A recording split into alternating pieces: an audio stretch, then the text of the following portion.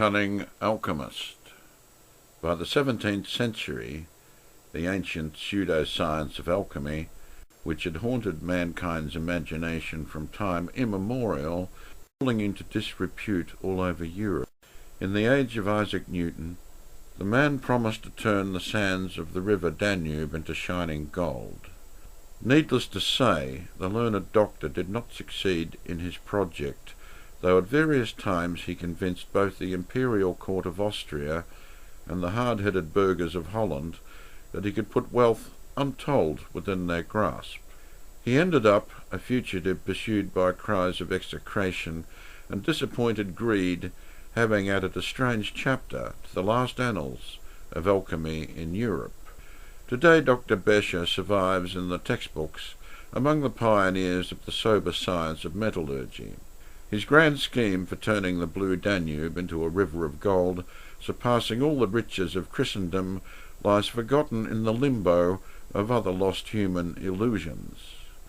The son of a learned but poor schoolmaster, was born in 1635 in the picturesque old German town of Speyer on the Rhine.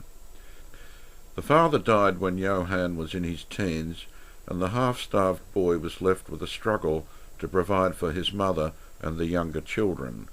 During the day he worked as a tutor in the households of wealthy citizens.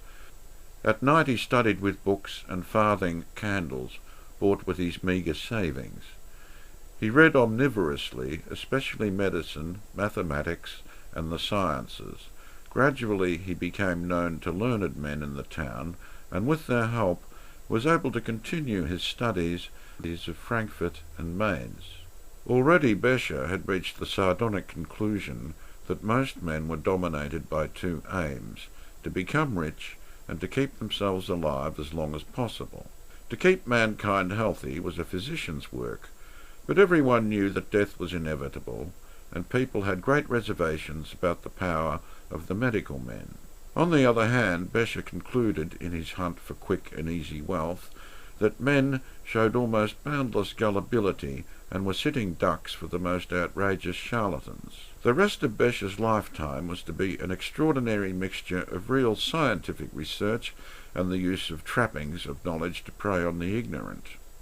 Chemistry and metallurgy were his main interests, and by the early 1660s his first two books, a treatise on metals and Oedibus Chymicus, had spread his reputation far beyond his native Rhineland. His experiments in smelting, alloys and chemical analysis brought him to the friendship and esteem of savants all over Europe. Becher was becoming an international figure. "Chemists are strange mortals," he wrote about this time, "impelled by insanity to seek pleasure in vapours and flames, poisons and poverty, yet I would not change places with a Persian king." As it happened, the following years were to bring Dr. Johann Becher a good deal more of poisons and prosperity than of poisons and poverty. Hearing of his fame, the Elector of Bavaria invited him to Munich and asked him to undertake a survey of all the industrial, commercial and agricultural resources of his country. He complied with a long report which recommended that the Elector set up a state monopoly of the cloth trade, and found colonies in South America as dumping places for his discontented subjects. The proposals aroused the citizens of Munich to such fury that Becher fled for his life back to his laboratory in Frankfurt. He was not left undisturbed for long. The next envoy to call at his scholarly home was Count Zinzendorf, from the court of the Habsburg Emperor Leopold I in Vienna.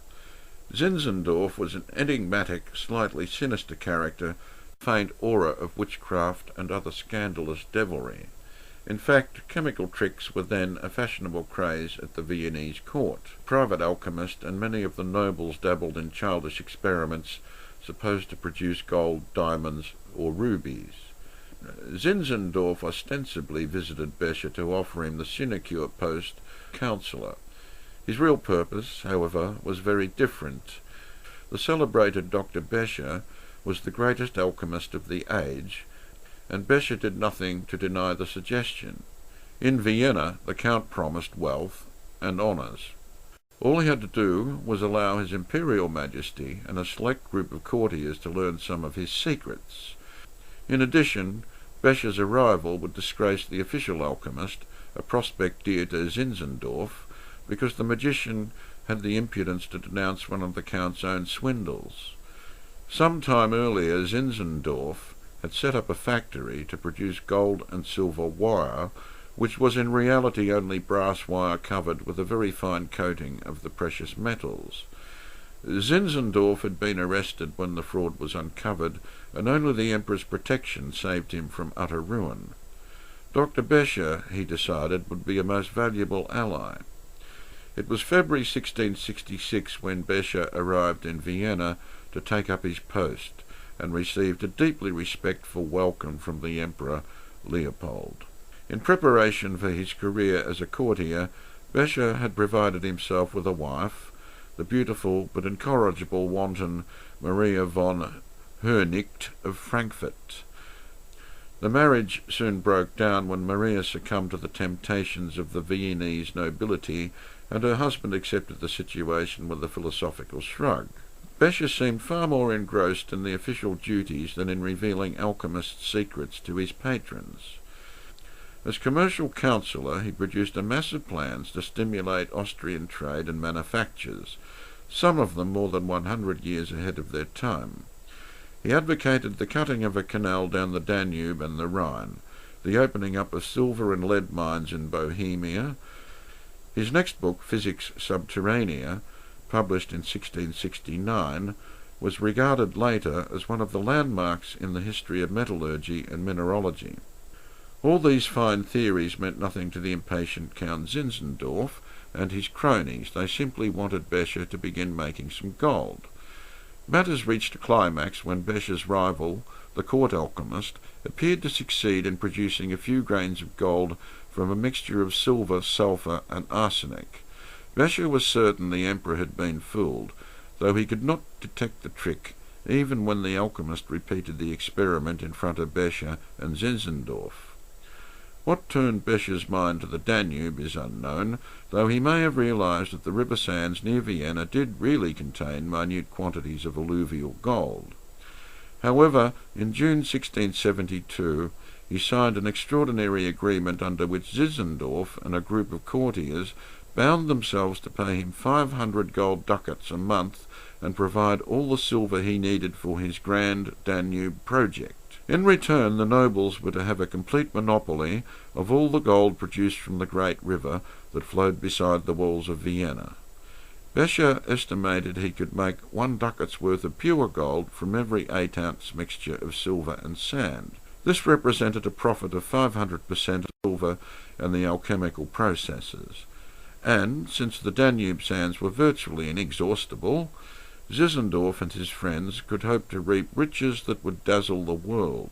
For 3 years Becher managed to keep up the illusion, continually milking his gullible patrons of cash and occasionally showing them small quantities of gold he claimed to have made in his carefully guarded laboratory. Slowly Zinzendorf's suspicions mounted.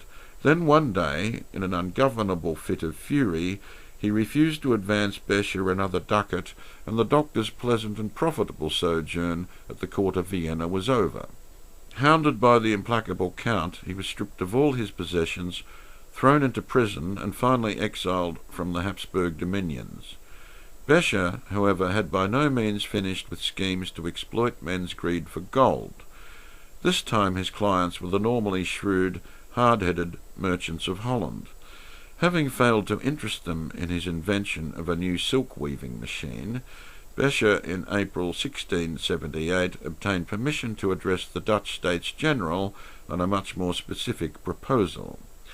In exchange for an advance payment of 50,000 thalers, he offered to show Dutch chemists how to extract enormous amounts of gold from the sands of the lower Rhine. After much wrangling, the offer was tentatively accepted, and one March day in 1679 Becher conducted an experiment in the Amsterdam laboratory of the master of the mint Lorenz Keerwolf. Before Keerwolf's amazed eyes, the famous doctor appeared to produce several globules of gold from a molten mixture of sand and silver. However, the cautious Dutch were still not quite satisfied. They provided 1,400 ounces of silver and tons of sand, and told Becher he must repeat the feat on a much larger scale. When the day fixed for the experiment arrived, Dr. Johann Becher was nowhere to be found in Amsterdam. He was in fact hastily crossing the North Sea to England with 50,000 Dutch thalers in his baggage. Becher's scientific renown made him welcome among the learned men of Britain, and he spent the last years of his exile exchanging ideas, continuing his experiments and revising his writings.